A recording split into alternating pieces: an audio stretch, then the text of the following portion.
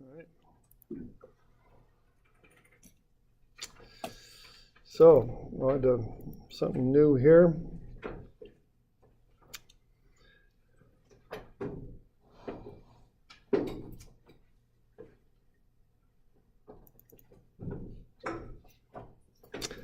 So what we're going to start looking at here is a new thing. Now this isn't going to be on that test on Wednesday, so we're going to start looking at how objects move. You know, we've done the F equals ma and the work energy and the momentum for particles.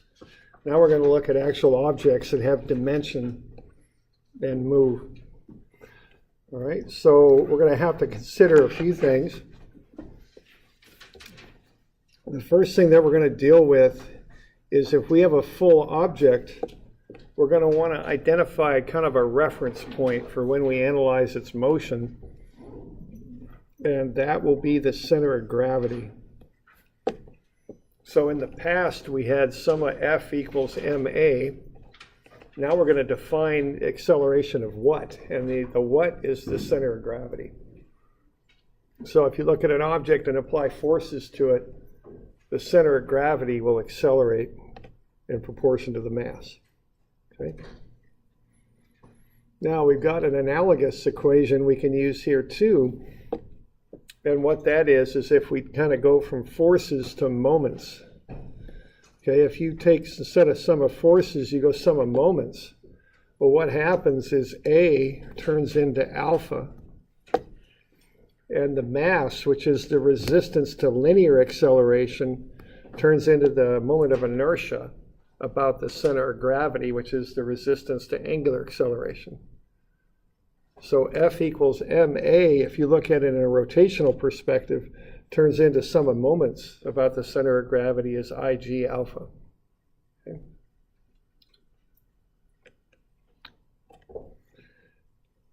Now that's taking moments about the center of gravity. If you look at what happens if you take moments about a point other than the center of gravity, what happens when you apply these unbalanced forces to this object is the center of gravity will start to accelerate, okay? And that'll be, you know, however that happens to be.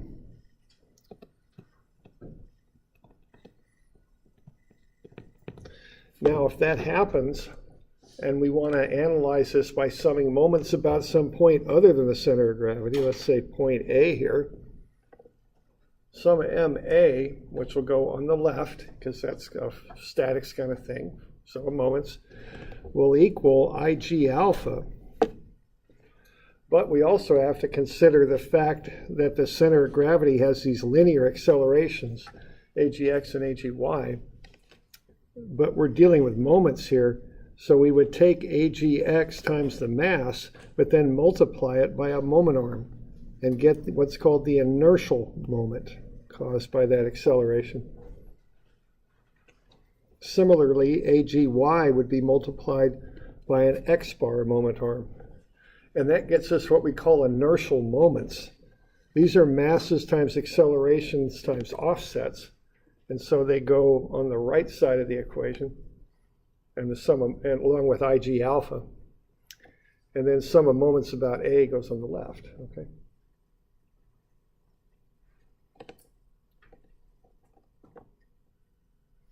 All right, so these are the three common equations that we use when we deal with objects that start to accelerate.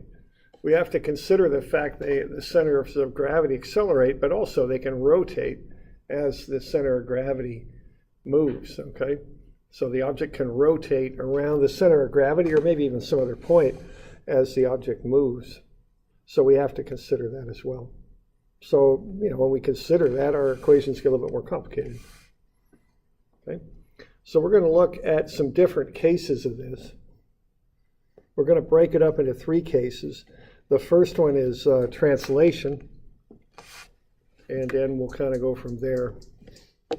Okay, here's that slide that I showed you earlier. This indicates that an object in what I call free plane motion, if something's just moving freely through space, the center of gravity is that point which follows the smooth trajectory, parabolic trajectory there. The object itself then rotates around that center of gravity. Okay.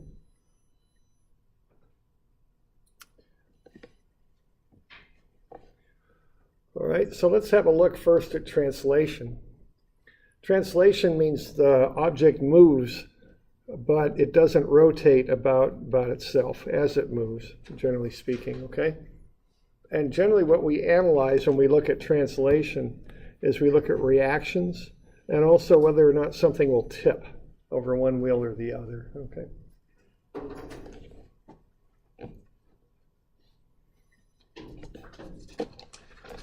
All right, so let's use these equations up here. We'll use that one and that one, okay? And let's see what we can do with this.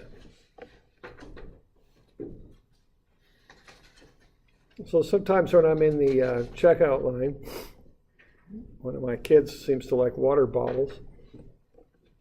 So when we put that water bottle on the conveyor belt at the checkout line, I'm always wondering if this thing's going to tip over or not, okay? It's a big concern of mine when I'm in the checkout line. So let's see if we can analyze this. So let's say you're an engineer for Fred Meyers and you want to see how dangerous your conveyor belt is to water bottles, okay? So here's how I would go about figuring that out. I would get the dimensions of the water bottle, and I'd want to know where the center of gravity was. So I get out the old ruler there and I measure the height of the thing. Now these things tend to be a little top heavy because of those, whatever you call that. I don't know what the official water bottle term is for that, but that's a little heavier. A lid. The lid, yeah, I think that's called the lid. Okay, and then I measure the distance across the bottom, and then I got to find the center of gravity. I'm sure I could do a real nice three-dimensional integral to find the center of gravity, but I figured I'd just balance it and do it that way. So I just balanced it on the ruler, and that's how I figured out where the center of gravity was, okay? So, okay, a little different approach there. So I came up with a nice diagram of a water bottle. 25 centimeters high, center of gravity was 17 centimeters up from the bottom. And then I've got this kind of concave base to it, don't I? Okay, now the way I modeled that was as two reactions, one on either side. Now that's not a perfect way to model that, but I got to assume something that I can analyze, you know, so that's why I did that. Maybe I could have done it differently, but that's what I decided to go with. And, you know, keep that in mind, you know, once you start working, you never get things perfect, you know, it's just not how it is. It's a real world, and it's, you know, it doesn't always fit nicely into all these equations we've got. So that's just how I figured I'd do it, okay? So I got two reactions, one at A on the left and one at B on the right. And I'm going to analyze this thing, okay, as it moves on the conveyor belt. All right, so let's analyze it, okay? So what I want to do is find the reactions on A and B. And we'll start with that. Now this is the full-blown dynamics equation. Now keep in mind when you do statics, the primary assumption in statics is that the acceleration is zero. So what that does in statics is it takes all of these terms to zero. So your rather complicated moment equation there devolves into a lot simpler equation there. Just sum of MA is zero. Okay, that's all there is to it. Okay. Okay, we got the mass of the water bottle. It's 0.3 kilograms. Multiply that by gravity, you get the weight, 2.94 newtons. And then we can do a bit of statics to this thing. Okay. Whenever we do statics, we want a nice free body diagram. There it is. The weight's applied at the center of gravity. That's where you put the weight. That's like the reference point for the object. And then I sum moments about A. So I've got the moment caused by the weight, 2.94. The offset distance from A to the weight is 0.03 meters. It's 3 centimeters.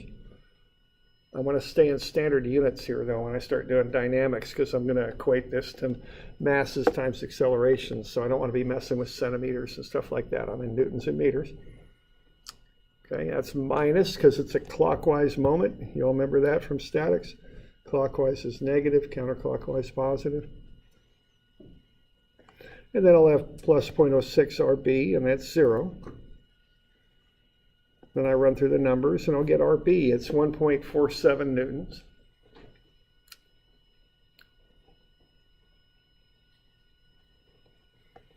And then what I would do is I would sum forces in the y direction. Now what I did here, I started with a sum of moments about A because I got two unknowns in the y direction. I can't just start with sum of Fy as 0 because I got two unknowns that way. So what I did, I took moments about A. The intent in doing that was to eliminate RA from the equation because it has a 0 moment arm. And that allowed me to solve for RB, which is 1.47. Now once I've got RB, then I can sum forces in the y and find RA. Okay, and the conclusion that I reached there is pretty straight up. I mean, that's a symmetrical water bottle, more or less. Not perfectly, I guess, but we will call it symmetrical. So the reaction on either side is going to be 1.47, half the weight. Okay. So everybody okay with that? Just doing a little bit of statics there, and we get the symmetry. So we've got RA is 1.47, and so is RB. Okay. And the reason I want to start with this is let's start looking at if we accelerate that conveyor belt, what's going to happen, okay? Okay, if we accelerate the conveyor belt, we don't have sum of MA equal to 0 anymore because we've got accelerations. So we're going to throw this big equation at it right here. Sum of MA is sum of IG alpha plus M AGX y bar plus M AGY x bar. Okay, so that's it's called the inertial moments equation. We'll throw that at it. Now this thing isn't quite as bad as it might look because alpha is 0. We're going to assume no tipping. That's generally the assumption you go into with this stuff. We're going to assume it's not tipping over. And if it's not tipping over, alpha is 0 and so is AGY. But if I accelerate it, if I turn that conveyor on and start to accelerate it, I am going to have an AGX. Now keep in mind that's AG. You go through the center of gravity. That's how you handle this stuff, okay? So what that's going to do is throw those moments out of balance a little bit, okay? It's not going to be nice and symmetrical.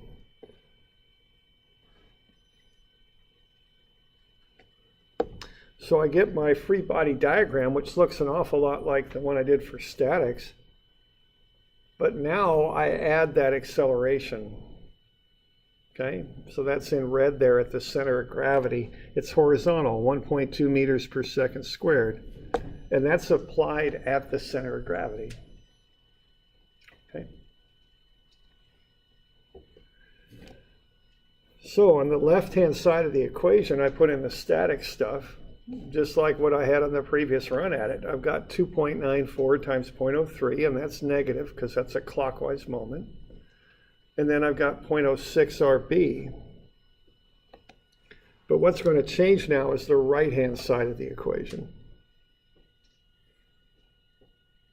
So what I got on the right-hand side of the equation is the mass. Is that 0.3 kilograms, is that what that was? I think it was. Okay.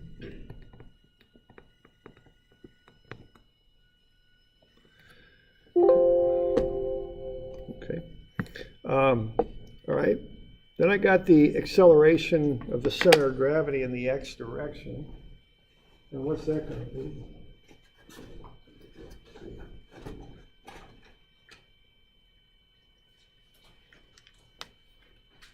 Uh, 1.2. Yeah, right. So that's 1.2.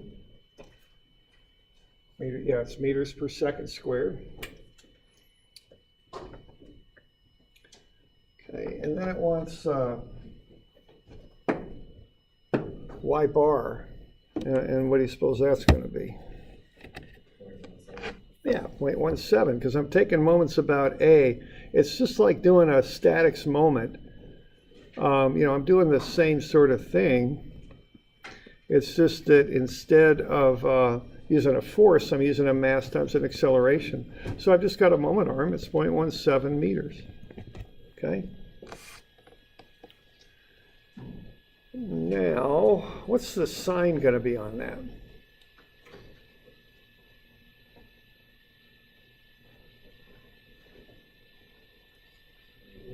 Yeah, it's negative, okay? It's just like statics. As long as you get stuff on the proper side of the equation, it's just like doing statics. See, that's negative because if you look at the direction of that acceleration, that'll lead to a clockwise moment, okay? So I kind of harp on you about this, but I do it for a reason. Get the static stuff on the left, get the dynamic stuff on the right, and get the proper signs on there. The static stuff are the weights and forces. The dynamic stuff is the masses and accelerations. And don't overthink it. Just put the stuff on the proper side of the equation, put the proper sign on it, it'll come out. Okay? That's how I do this stuff, okay?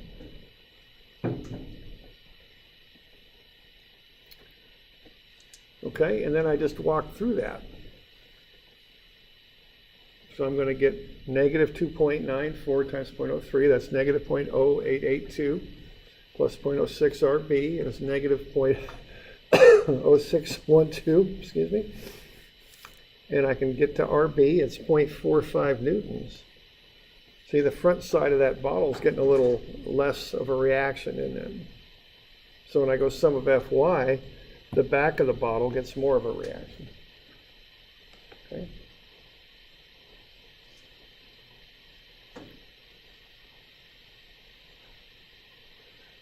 So what I found here is if I accelerate that conveyor belt at 1.2 meters per second squared, the front's going to get less of a reaction.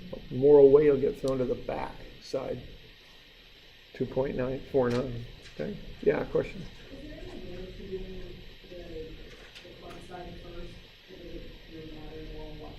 Doesn't make any difference. Yeah.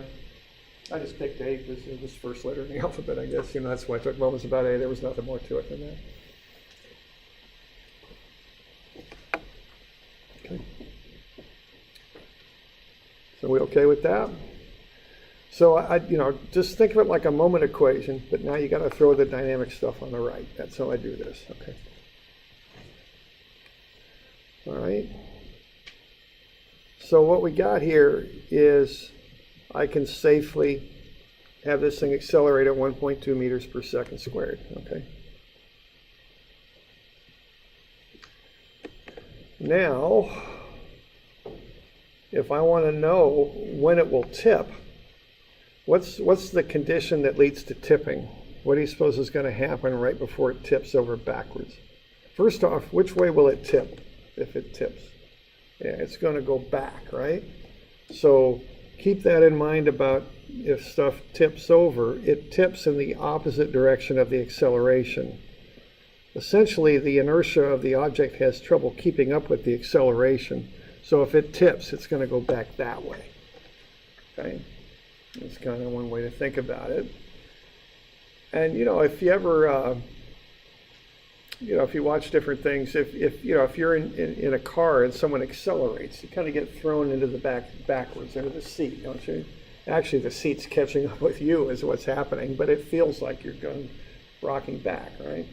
If you look at Roadrunner and Coyote and cartoons like that, those animators know more about physics than you might think. I always remember Roadrunner kind of his legs speed up, and then there's that little rock back, and then bang, off they go. The animators do that a lot. To show that impending speed. They're doing that on purpose. There's a number of examples of this that you might see. I pulled this one up on YouTube here, and it's worth looking at. Okay, so if we go too fast, we'll tip over the front wheel. So the condition that leads to tipping is that reaction goes to zero. Okay, that's the condition. Okay.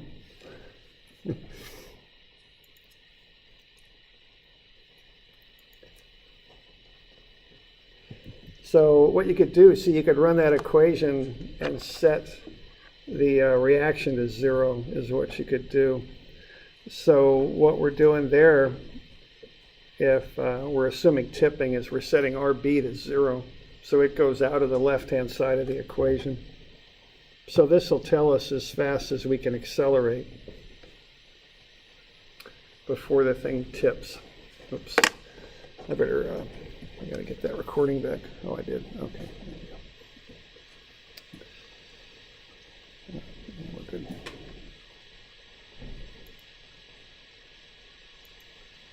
All right, so you can go 1.73 meters per second squared.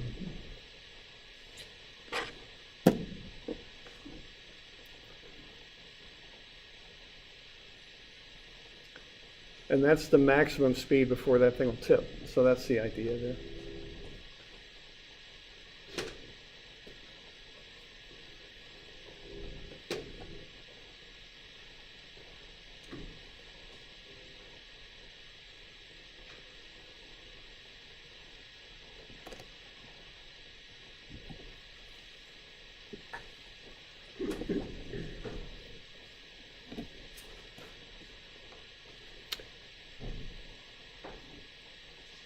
All right, so yeah, question? No, we'll go. Okay.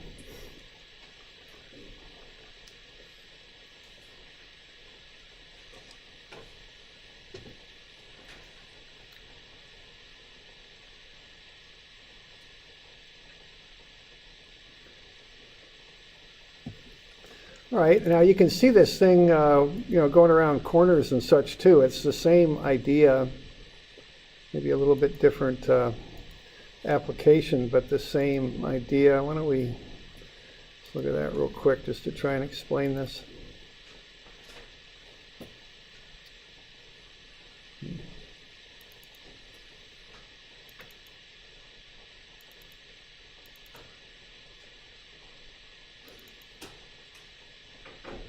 Can you also use these same principles for, say, a jump? So if a car is going to come up off the ground and going over the curb? It gets a little more complicated, you got that. But a jump, yeah, if you're going to make those front wheels light, you want to accelerate. I mean, that's how you make them light. Yeah, so yeah, it might involve that, yeah, just to get the weight off of them so they'll pop up easier. Mm-hmm. Yeah. Yeah, I used to cross-country ski race a little bit, and, that sport, they had tracks set.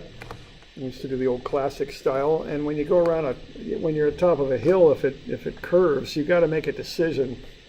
Are you just going to tuck and stay on the tracks, which is the fastest way, and get around that corner, or are you going to get out of the tracks and snowplow or parallel a little bit and slow yourself down? And you got to make the decision at the top of the hill. Okay, so I've come around corners sometimes when you decide to stay on the tracks because you want the speed, but you can get into a little bit of trouble there because once you start on those tracks, you got to stay in there. And so what's going to happen there is you come around this corner. Which way are you accelerating as far as that corner goes? Now you're going that way, right? And as your speed increases, so does your acceleration. So what's happening is that center of gravity is accelerating that way. All right, and you're going to try and tip opposite that center of gravity. You're going to go that way when you tip.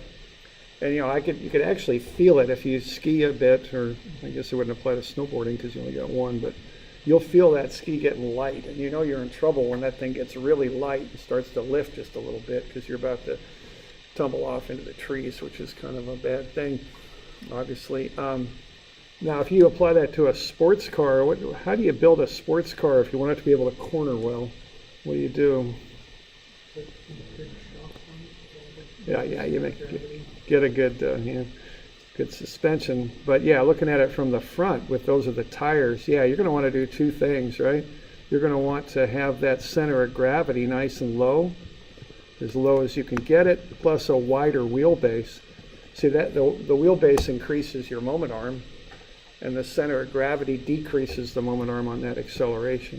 So both of those things are improving that equation, so you're not tipping as much. That's the idea, okay? So that's kind of the practical application of that, okay?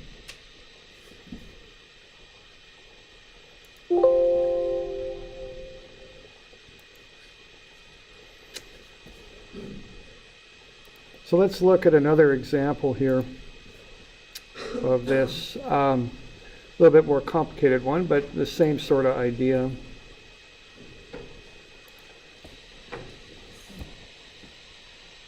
So let's take a motorcycle, but we'll be going down a hill here, and let's put on the brakes.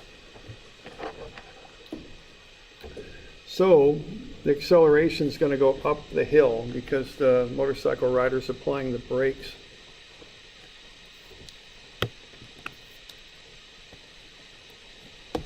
Like so. Now, everybody just think about that for a second. Which way is that thing going to tip then? Yeah, it's going to come up and over the front wheel, right? So the tipping will be that way.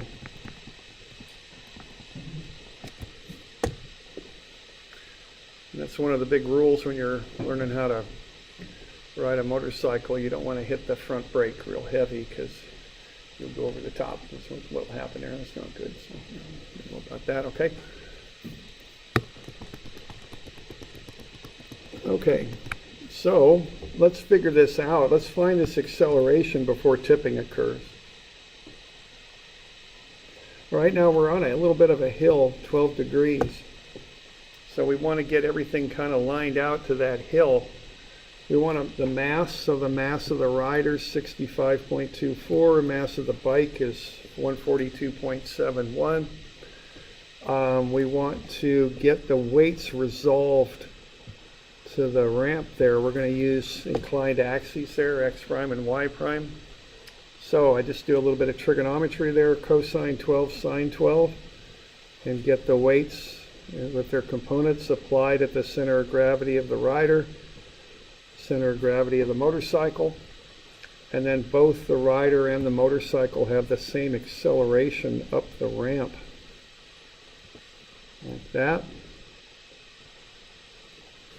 So we get a nice little free body diagram going there, everything resolved to the ramp. We've got lots of dimensions all over the place here that, you know, are on the x prime and y prime axes there.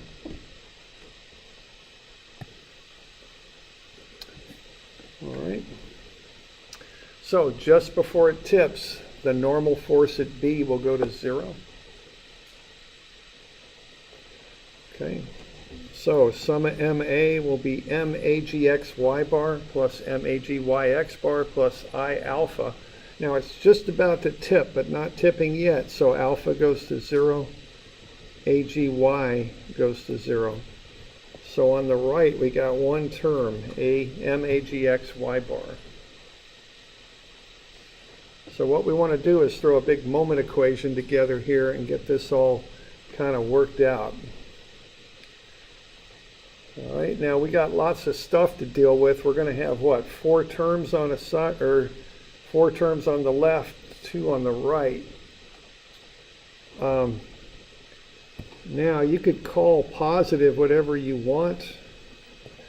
Can't remember how I did this, so why don't we do it this way? We'll go with the usual counterclockwise positive there.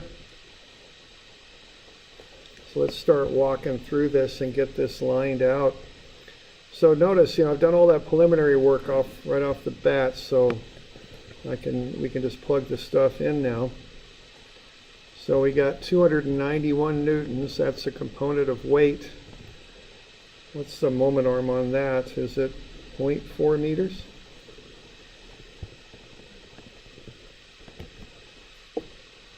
And then what's the sign on that as we're taking moments about A? Got a plus on that one? Yeah, positive. And then we got the 1396 or 69. 0.7 meter moment arm. What's this? That's a negative, okay. Once you get the other 2 filled in there, just for practice.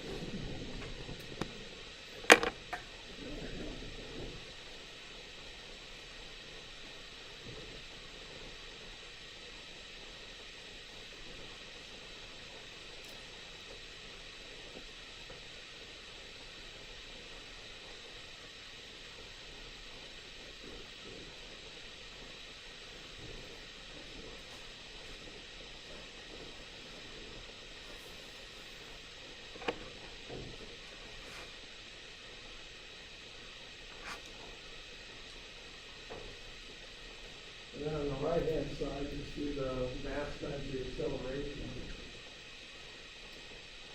And put the proper sign on that too.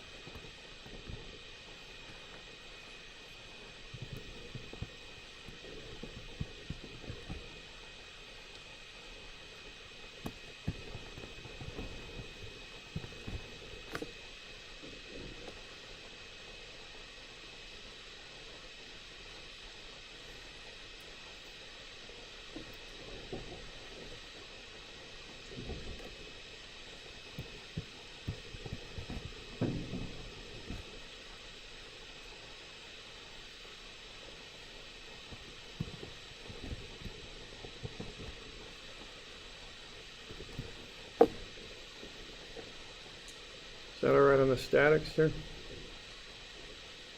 Got my signs right? I think that's pretty good. We're taking moments about A. Okay. And the dynamics on the other side.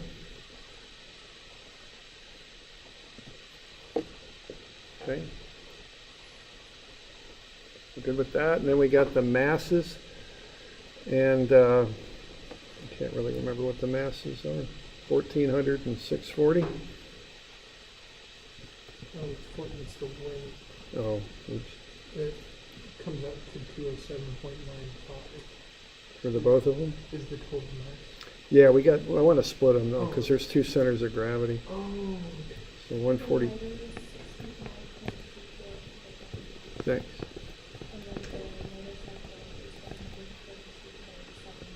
Okay, great, thanks.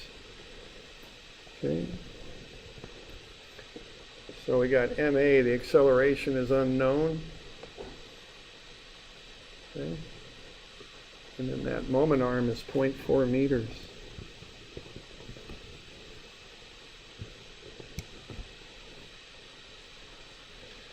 Okay. Now from the perspective of point A, which way is that acceleration going? Is it spinning clockwise or counterclockwise? Okay. See, that's coming up and over like that, clockwise. So that gets a negative, okay? And the thing I like about this method I'm explaining to you is I don't have to think about it and analyze what's the effects of this on that. Static stuff on the left, dynamic stuff on the right, proper sign, and I don't really care about the theory at that point. I'm just plugging it in, okay? It'll come out. And it's just a trustworthy method. I don't have to think too much about it. And that's why I like doing it, okay? That way. No, it's tipping the other way. If it's going to tip, what's going to happen is this NB is going to be 0 here. And so it would tip counterclockwise. Now, but I'm showing the acceleration, okay? I'm not showing the tipping, I'm showing the acceleration. Yeah, okay. All right.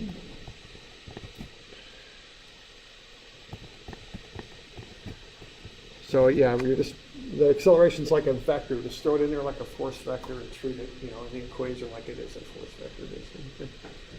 Except you multiply it by mass. And then what's the sign on the other one? Yeah, they're both negative, okay? So there you go, that's the equation, and then you just work your way through it and find A. That's all you gotta do on that.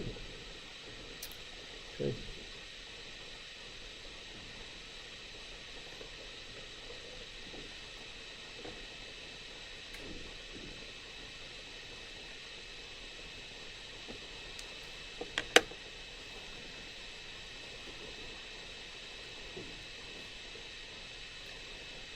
So working down through, it's 9.89 meters per second squared. That's the maximum acceleration, or deceleration, you might say, because it's up the ramp that way.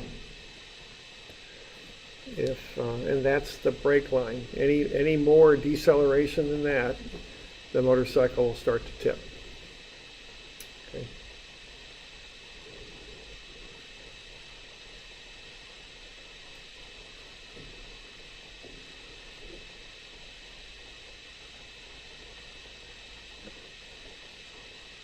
Okay, so that's how you analyze these.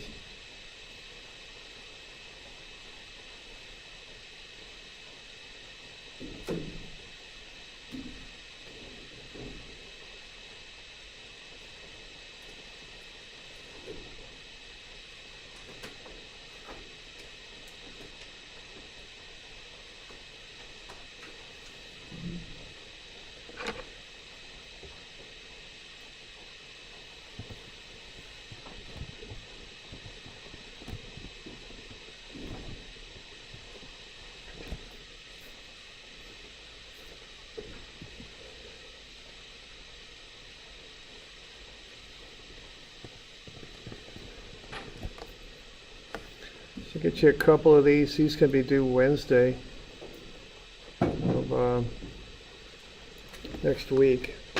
So, okay, now Friday I do plan to be here. Okay, I was saying earlier I might not be, but I'm planning to be here Friday. And then we got our test on Wednesday. We'll cover a little bit of stuff after the test.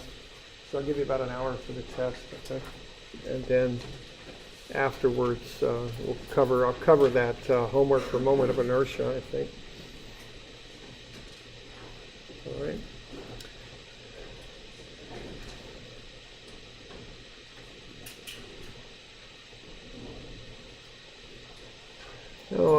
Hang on here just a second.